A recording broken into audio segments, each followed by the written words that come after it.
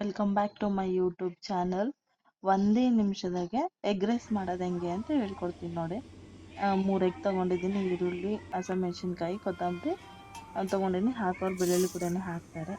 ಒಂದು ಕಡಾಯಿಗೆ ತೊಗೊಂಡು ಎಣ್ಣೆ ಹಾಕಿ ಜೀರಿಗೆ ಸಾಸಿವೆ ಹಾಕಿ ಕಟ್ ಮಾಡಿ ಇಟ್ಕೊಂಡಿದ್ದ ಈರುಳ್ಳಿ ಮೆಣಸಿನ್ಕಾಯಿ ಹಾಕ್ಕೊಂಡು ರುಚಿಗೆ ತಕ್ಕಷ್ಟು ಉಪ್ಪು. ನಾನು 4 ಎಗ್ ತೊಗೊಂಡಿದ್ದೀನಿ, ಇದ್ರಲ್ಲಿ 3 ತೋರಿಸಿದ್ದೀನಿ. ಅಲ್ಲಿ ಎಗ್ 4 ತೊಗೊಂಡಿದ್ದೀನಿ. ತಗೊಂಡು ಅದು ಕಟ್ ಮಾಡಿ ಒಡೆದು ಒಂದು ಬೌಲ್ನಾಗ ಹಾಕ್ಕೊಂಡು ಇನ್ನು ಸ್ವಲ್ಪ ಎಲ್ಲ ರೆಡ್ಡಿಶ್ ಆಗೋವರೆಗೂ ಈರುಳ್ಳಿನ ಇದನ್ನ ಮಾಡ್ಕೋಬೇಕು, ಫ್ರೈ ಮಾಡಿಕೊಂಡು ಆಮೇಲೆ 4 ಎಗ್ಗನ್ನೇ ಹಾಕ್ಕೊಂಡು ಸ್ವಲ್ಪ ಹೊತ್ತು ಬಿಡಿ. ಬಿಟ್ಟಾದ್ಮೇಲೆ ಚಿಲ್ಲಿ ಪೌಡರ್, ಕೆಂಪು ಖಾರ, ಮೆಣಸಿನ್ಕಾಯಿನೂ ಹಾಕಿರ್ತೀರಿ ನೋಡಿ ಹಾಕ್ಕೊಳ್ಳಿ, ಜಸ್ಟ್ ಕಲರಿಗೋಸ್ಕರ.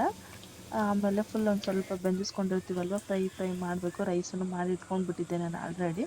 ಆ ರೈಸನ್ನ ಅದ್ರೊಳಗೆ ಹಾಕ್ಕೊಂಡು ಸ್ವಲ್ಪ ಎಣ್ಣೆ ಜಾಸ್ತಿ ಇರಲಿ, ಯಾಕಂದರೆ ರೈಸ್ ಹಾಕಿದ್ಮೇಲೆ ಡ್ರೈ ಅನಿಸುತ್ತೆ.